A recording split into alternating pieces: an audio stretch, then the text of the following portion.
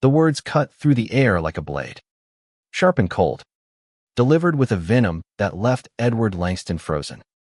His daughter, Claire, stood in the doorway of his study, her face twisted with a rage he'd never seen before.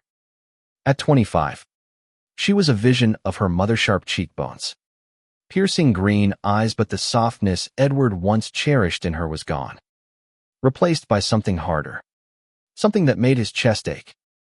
"You should have died like Dad," she sneered, her voice trembling with years of unspoken resentment.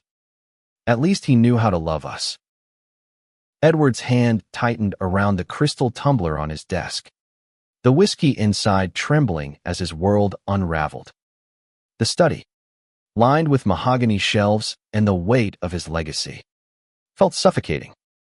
He wanted to speak, to bridge the chasm between them, but the words wouldn't come. Claire turned and stormed out, her heels clicking against the marble floor of the Langston estate, leaving only silence and the echo of her accusation. Edward sank into his leather chair, his 68 years pressing heavily on his shoulders.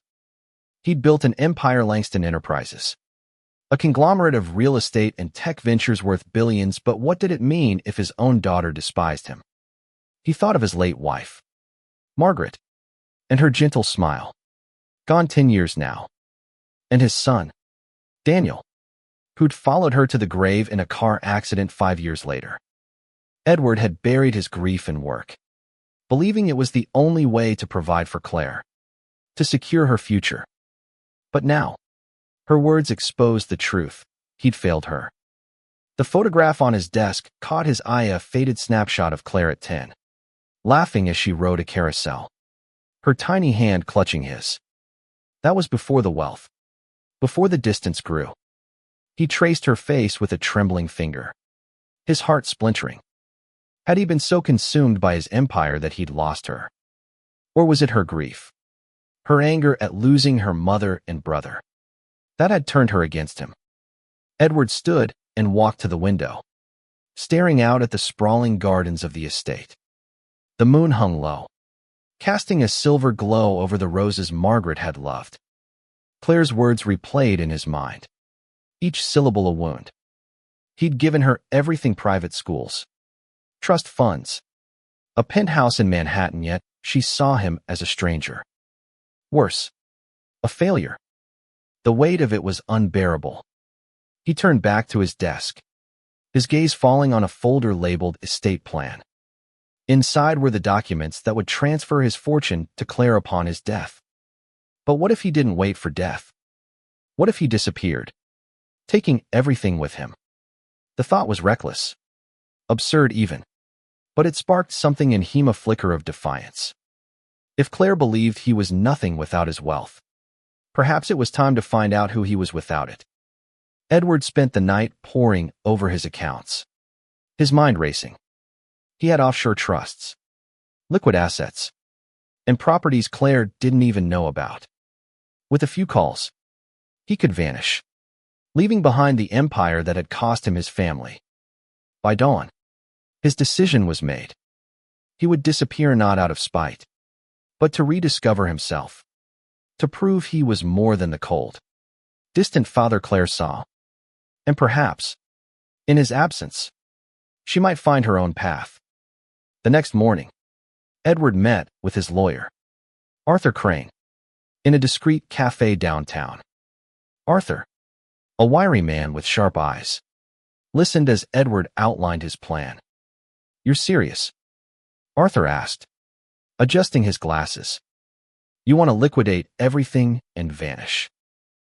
"Yes," Edward said, his voice steady. "Transfer the funds to the Cayman accounts. Sell the properties quietly. I want no trace of me left." Arthur leaned back, exhaling. "This is insane. Ed, Claire will be furious. She'll think you're abandoning her." "She already thinks I'm dead," Edward replied, his voice breaking. "Maybe this is the only way to show her I'm not." Over the next week, Edward worked in secret, unraveling the empire he'd spent decades building. He sold his Manhattan properties, redirected his investments, and arranged for his disappearance. He chose a small coastal town in Maine, a place Margaret had loved, where no one knew the name Langston. He bought a modest cottage under an alias Edward Grayson and packed a single suitcase. The night before he left, he wrote Claire a letter, his hand shaking as he poured out his heart. Claire, I've failed you, but not in the ways you think. I've loved you every day, even when I didn't know how to show it. I'm leaving, not to hurt you, but to find the man I used to be. One day, I hope you'll understand. The fortune is gone, but it was never what mattered. Find yourself, as I must now find myself. Dad. He left the letter on his desk, sealed in an envelope, and slipped out of the estate under the cover of night. The drive to Maine was long, the road stretching endlessly before him. As the city lights faded, Edward felt a strange lightness, as if shedding his wealth had unburdened his soul. But the ache for Claire lingered, a wound that would not heal. In the coastal town of Havenport, Edward settled into his new life. The cottage was small, with creaking floors and a view of the ocean. He grew a beard, wore flannel shirts, and introduced himself as Ed Grayson, a retired accountant. The townsfolk were kind but kept their distance, sensing his quiet sorrow. He spent his days walking the cliffs, the salt air sharp against his skin, and his nights reading by the fire, searching for meaning in his solitude. Back in New York, Claire discovered the letter 2 days after Edward's disappearance. She tore it open, her hands trembling, expecting an explanation for his absence at a gala she'd planned. Instead, she found his confession, his farewell. Rage surged through her. How dare he abandon her? She called Arthur, demanding answers, only to learn the truth. Edward had liquidated everything. The fortune was gone, scattered across untraceable accounts. The penthouse, the estate, the private jets, all sold or transferred. He's gone, Claire, Arthur said gently. He didn't do this to hurt you. He's trying to find himself. Find himself. She spat, her voice breaking. He's a coward. He ran away, just like he always does. But as the days passed, Claire's anger gave way to confusion, then fear. The mansion felt empty without him, its grandeur mocking her. She wandered into his study, touching the photograph on his desk, her younger self staring back. For the first time, she wondered if she'd been wrong, if her father's distance wasn't indifference but a broken man's attempt to cope. In Havenport, Edward began volunteering at a local community center, teaching financial literacy to struggling families. The work was humbling, grounding. He listened to their stories, mothers working double shifts, fathers hiding their despair, and saw his own privilege in stark relief. He thought of Claire constantly, wondering if she'd read his letter, if she'd ever forgive him. He didn't know that. Back in New York, Claire was beginning to unravel the truth about her father's life, piecing together the man behind the fortune. Claire stood in the study, the letter crumpled in her fist. The silence of the Langston estate was deafening, each room a reminder of her father's absence. She'd spent days calling his phone, only to hear it ring in his bedroom. Abandoned. Arthur's words echoed in her mind. He's trying to find himself. But what did that mean? Her father, Edward Langston, was a titan, unyielding, untouchable. Or so she'd thought. Now, with the fortune gone and the empire dismantled, she felt unmoored, as if the ground beneath her had vanished. She sank into his chair, the leather still carrying the faint scent of his cologne. The photograph on the desk caught her eye again, her 10-year-old self, beaming on that carousel. She barely remembered that day, but the warmth in her father's eyes in the picture was unmistakable. When had that warmth faded? After Mom died? After Daniel? Or had it been her, pushing him away, blaming him for everything? Claire's search for answers led her to Arthur's office. "I need to know where he went," she demanded, her voice sharp but brittle. Arthur hesitated, his loyalty to Edward clear. But Claire's desperation softened him. He handed her a thin file with bank statements and property records, all under an alias, Edward Grayson. A single address in Havenport, Maine, was circled in red. "Maine," Claire whispered, incredulous. "What's he doing in some nowhere town?" "He's starting over," Arthur said. "He thinks it's what you need, too." Claire drove north the next day, her sleek BMW a stark contrast to the rugged Maine coastline. Havenport was quaint, with weathered docks and lobster boats bobbing in the harbor. She found the cottage easily modest, shingled house perched above the sea. But Edward wasn't there. A neighbor, an elderly woman with kind eyes, said Ed Grayson volunteered at the community center most days. Claire's heart pounded as she drove there, unsure what she'd say when she saw him. At the community center, Edward was teaching a budgeting class to a small group of locals. His voice was steady, patient, nothing like the commanding tone he'd used in boardrooms. He wore a flannel shirt, his silver hair longer, a beard softening his features.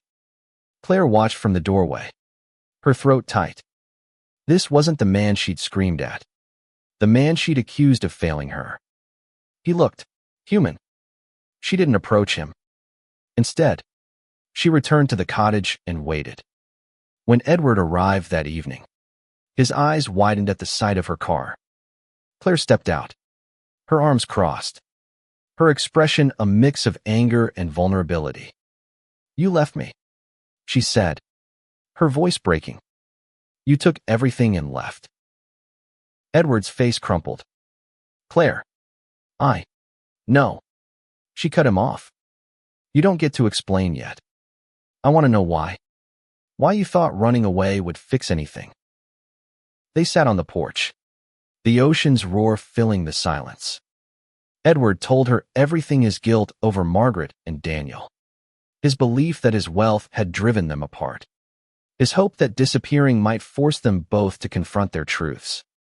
Claire listened, her anger softening as she saw the pain in his eyes. For the first time, she realized he wasn't the untouchable tycoon she'd resented, but a man broken by loss. Just like her. "I didn't know how to reach you," Edward admitted, his voice barely above a whisper. "I thought you hated me." "I did," Claire said, tears spilling over. "But only because I thought you didn't care." They talked until the stars emerged, the conversation raw and halting. Claire confessed her own guilt, how she'd blamed Edward for her mother's death, for Daniel's accident, for the loneliness that consumed her. Edward reached for her hand, and for the first time in years, she didn't pull away. The next day, Claire stayed in Havenport, curious about her father's new life. She shadowed him at the community center, watching him connect with people who had nothing but their stories. She saw a side of him she'd never known: a man who listened, who cared without expecting anything in return. It stirred something in her, a longing to be more than the spoiled heiress she'd become. Back in New York, Claire had lived a life of galas and designer dresses, funded by her father's fortune. But in Havenport, she saw the weight of that wealth differently. The locals struggled to pay bills, to feed their families, yet they carried a resilience she envied. She began volunteering alongside Edward, helping with classes and food drives. The work was hard, humbling, but it gave her a purpose she'd never felt before. One evening, as they sorted donations, Edward shared stories of Margaret's love for painting, her quiet strength. Claire realized how little she'd known about her mother, how grief had erased those memories. "She'd be proud of you," Edward said softly. "Not for the money, but for this, for trying." Claire's throat tightened. "I'm not sure I'm any good at it." "You're here," he said. "That's enough." Their reconciliation was slow, built on small moments: shared coffee at dawn, walks along the cliffs, laughter over burnt dinners. But Claire couldn't shake the question of the fortune. "What did you do with it?" she asked one night, her voice cautious. "The money. The properties, where did it all go?" Edward hesitated, then led her to a small safe in the cottage. Inside were documents detailing the transfers: millions donated to charities, trusts set up for Havenport's community center, scholarships for local kids. "I didn't destroy it," he said. "I redirected it. The money was a weight, Claire. I wanted it to mean something." Claire stared at the papers, a mix of awe and frustration swirling inside her. "You could have told me," she said. "I would have helped." "I know," Edward said, "but I needed to do this alone first, to prove I could be more than my wealth." Claire stayed in Havenport for weeks, her life in New York feeling like a distant dream. She began to see her father not as a failure, but as a man who'd made mistakes, just as she had. The fortune was gone, but in its place was something more valuable: a chance to rebuild what they'd lost. The Maine winter settled over Havenport like a heavy quilt, blanketing the town in snow and silence. Claire, now a regular at the community center, found herself adapting to the rhythm of small-town life. She traded her stilettos for boots, her silk scarves for wool, and her anger for curiosity. Edward, too, seemed lighter, his laughter coming easier as they worked side by side. But beneath their fragile truce lay unanswered questions, and Claire couldn't ignore the pull of her old life. One morning, as they sorted canned goods for a food drive, Claire noticed Edward wince, clutching his chest. "Dad, you okay?" she asked, her voice sharp with worry. He waved her off, forcing a smile. "Just old age catching up. Nothing to fuss over." But Claire wasn't convinced. She'd seen the fatigue in his eyes, the way he tired faster these days. That night, she pressed him. "You need to see a doctor." No arguments. Edward relented, and a visit to the local clinic revealed a heart condition, nothing fatal, but a warning to slow down. The news shook Claire more than she expected. For years, she'd seen her father as invincible, a monolith of ambition and control. Now, he was just a man, frail and human. The realization deepened her resolve to stay, to rebuild what they'd lost before it was too late. As Edward recovered, Claire took on more responsibilities at the community center. She organized a fundraiser for new heating systems, her business degree finally finding purpose. The townsfolk embraced her, their warmth a stark contrast to the cold ambition of her New York circle. She befriended Lila, a single mother who worked at the center, and listened to her stories of scraping by, of hoping for better. Claire saw herself in Lila's resilience, her own privilege thrown into sharp relief. One evening, Lila invited Claire to dinner at her small apartment. Over homemade stew, Lila shared her dreams of opening a bakery. "I've got the recipes," she said, her eyes bright. "Just no money to start." Claire thought of the trusts Edward had set up, the millions redirected to places like Havenport. "What if I could help?" she asked, her mind racing. "Not with money, but with a plan. I know business. I could help you get started." Lila's gratitude was overwhelming, and Claire felt a spark of purpose she'd never known in New York. She spent nights drafting a business plan, her father's old lessons on strategy coming back to her. Edward watched her work, pride flickering in his eyes. "You're good at this," he said one night, his voice soft.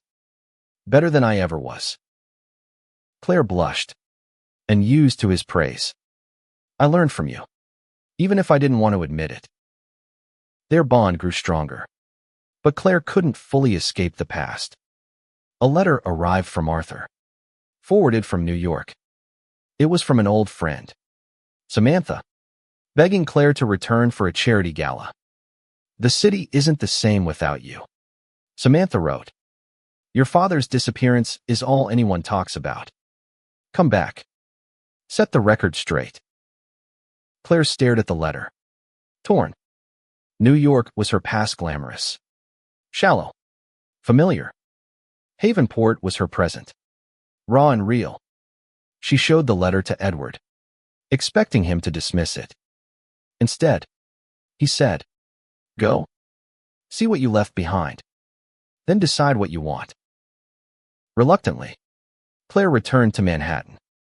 The city felt alien, its skyscrapers cold and imposing. At the gala, she was swarmed by old acquaintances, their questions veiled in pity. Where's your father? They asked. Is it true he lost everything? Claire smiled tightly, deflecting. But the weight of their curiosity was suffocating. She wandered into her old penthouse, now on the market, its emptiness mirroring her own. In a drawer, she found a journal she'd kept after Daniel's death. The pages were filled with anger at her father, at the world, at herself. But one entry stopped her cold. I miss Dad. He's here, but he's not. I don't know how to bring him back. Tears stung her eyes. She'd blamed Edward for their distance, but she'd built walls too. Returning to Havenport, she felt a clarity she hadn't before. She didn't want the city's glitter or its judgment. She wanted the life she was building, the one where she and her father were finally seeing each other. Back in Havenport, Claire threw herself into Lila's bakery project. She secured a small grant from one of Edward's trusts, and together, they transformed a vacant storefront into Lila's Bakes. The grand opening was a town event, with Edward cutting the ribbon, his smile wide despite his fatigue. Claire watched him, her heart swelling. He wasn't the man she'd cursed in his study, but he was the father she needed now. That night, as they sat by the fire, Claire asked, do you regret it? Giving it all away? Edward shook his head. The money was a cage. Claire. This year, with Yui's freedom. Claire leaned against him, the warmth of the fire mingling with the warmth of their new beginning. She didn't have all the answers, but for the first time, she felt like they were on the same path. Spring arrived in Havenport, painting the cliffs with wildflowers and softening the chill in the air. Edward's health stabilized, but Claire noticed the subtle ways he slowed, pausing to catch his breath, resting more often. She didn't push him, but her worry lingered, a quiet shadow over their days. Their time together felt precious, each moment a step toward healing the years they'd lost. Claire's work with Lila's bakery consumed her. She negotiated supplier contracts, designed a logo, and even learned to knead dough, her hands clumsy but determined. Lila became a friend, a confidant who saw Claire not as an heiress, but as a woman finding her way.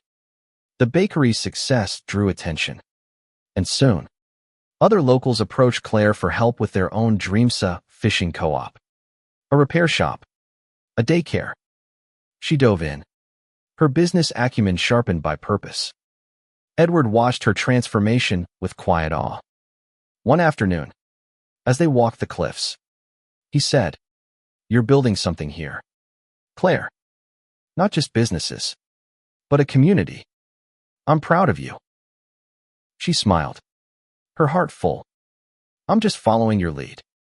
Dad, you started this." He chuckled, shaking his head. "I ran away. You're staying."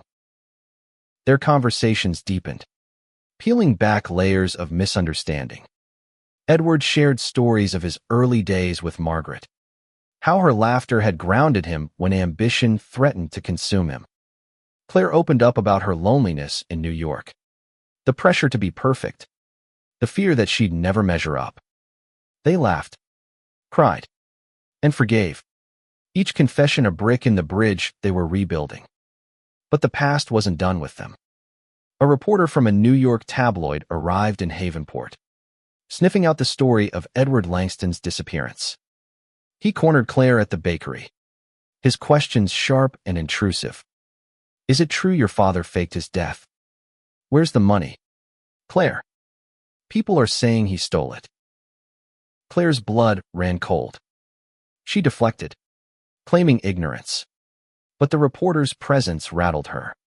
That night, she told Edward, her voice trembling, "They're not going to let this go. Dad. They'll drag your name through the mud." Edward's face hardened. Let them. I'm not that man anymore. But Claire wasn't so sure. She'd seen the headlines in New York, the speculation about fraud and betrayal. She didn't care about the money. But the thought of her father's legacy as life's work being reduced to scandal made her stomach churn. She contacted Arthur, who promised to handle the press. But the damage was done. Rumors spread, and Havenport's locals began to whisper, their trust in Ed Grayson wavering. Edward refused to hide. He continued his work at the community center, his head high. But Claire saw the toll it took. One evening, a local fisherman confronted him, accusing him of using the town as a hideout. You think you can just waltz in here, play the hero, and we won't notice? The man spat. Edward met his gaze, unflinching. I'm here to help, not hide. Judge me for what I do, not what you've heard. The fisherman backed down, but the incident shook Claire. She realized how fragile their new life was, how easily it could unravel. She began researching Edward's financial moves, piecing together the trusts and donations. To her surprise, she found a pattern. Every cent had been redirected to causes Margaret had cared about: education, healthcare, community support. It wasn't reckless. It was deliberate, a final act of love for his wife. Claire confronted Edward with her findings. Why didn't you tell me? She asked, holding up the documents. This wasn't just about disappearing. It was about Mom. Edward's eyes softened. I wanted to honor her. And I wanted you to find your own way, not live in her shadow or mine. Claire's throat tightened. She saw her father's sacrifice in a new light, not abandonment, but a desperate attempt to give her freedom. She hugged him, tears falling. I'm sorry I doubted you, she whispered. The reporter's story broke a week later, painting Edward as a recluse who'd squandered his fortune. But Claire was ready. She contacted a local journalist, a friend of Lila's, and shared the truth about Edward's donations. The article, titled "The Man Who Gave It All Away," spread online, countering the tabloid's lies. Havenport rallied around Edward, their trust restored. As summer approached, Claire and Edward planned a community festival to celebrate the town's resilience. Claire took the lead, her confidence growing. She stood on a makeshift stage, addressing the crowd, her father by her side. This town gave us a home, she said, her voice clear. And we're here to give back. The crowd cheered, and Edward squeezed her hand, his eyes shining. For the first time, Claire felt like they were partners, not just father and daughter. The festival was a success, with music, food, and laughter filling the air. Claire watched Edward dance with Lila's daughter, his laughter echoing, and knew they'd found something worth more than any fortune. The festival's success lingered in Havenport, a beacon of hope that strengthened the town's spirit. Claire and Edward settled into a rhythm, their days filled with community work and quiet moments of connection. But Claire sensed a shift in her father. His energy waned, his heart condition a constant reminder of his mortality. She began to cherish their time together, aware it might not last. One morning, Edward handed Claire a small box.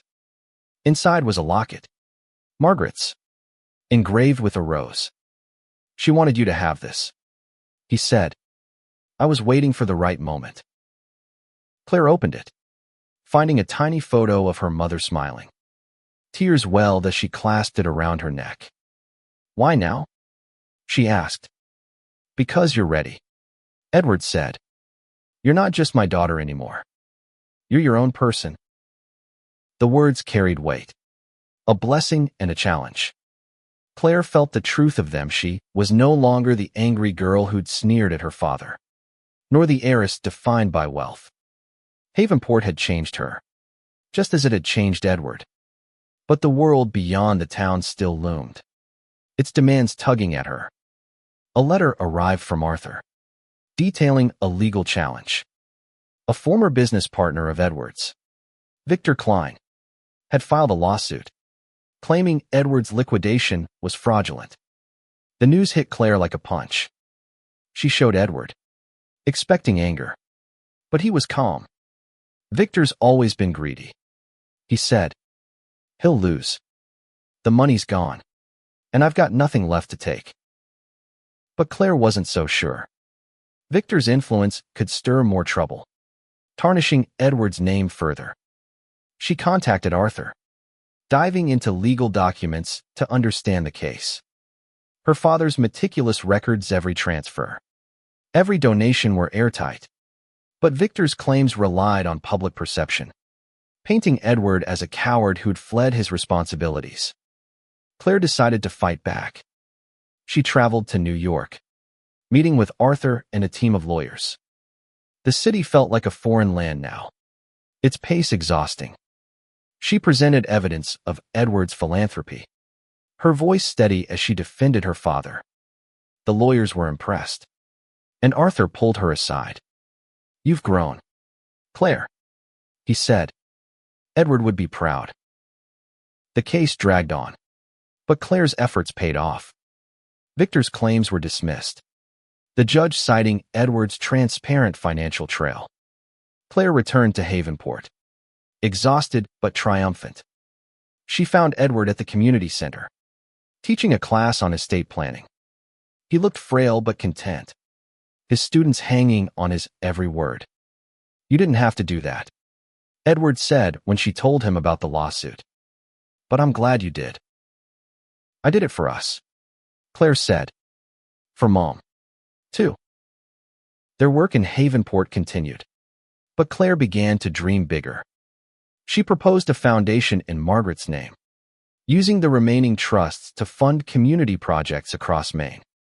Edward agreed, his eyes lighting up at the idea. They spent weeks planning, Claire's business skills complementing Edward's experience. The Margaret Langston Foundation launched quietly, its first grant helping Lila expand her bakery. As fall painted Havenport in gold and crimson, Claire noticed Edward slowing further. He tired easily, his hands trembling as he poured coffee. One evening, he collapsed, and Claire rushed him to the hospital. The doctors were blunt, his heart was weakening, and time was short. Claire stayed by his side, her fear tempered by gratitude for the months they'd shared. Edward woke the next day, his voice weak but clear. "I'm not afraid," he said. "I've got you back. That's enough." Claire held his hand, tears falling. "I'm not ready to lose you." "You won't," he said, smiling. "You've got everything I ever was, and more." Edward recovered enough to return home, but Claire knew their time was finite. She doubled her efforts with the foundation, determined to honor her father's legacy.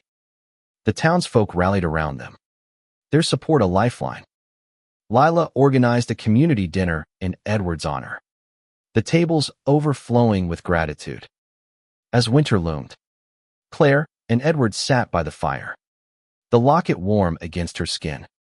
"I was wrong," she said softly. "You didn't fail us. You were just lost, like I was." Edward squeezed her hand. "We found each other. That's what matters." Claire nodded, her heart full. The fortune was gone, but they'd built something better, a legacy of love, forgiveness, and second chances. Winter returned to Havenport, wrapping the town in frost and quiet. Edward's health declined steadily, but he faced it with grace. His days spent with Claire and the community he'd come to love. The Margaret Langston Foundation flourished, its grants transforming lives, new classrooms for the school, a renovated community center, a scholarship fund for local teens. Claire led it with a fire she'd never known, her father's pride a constant light in her eyes. One morning, Edward asked Claire to walk with him to the cliffs. The air was sharp, the ocean a restless gray below.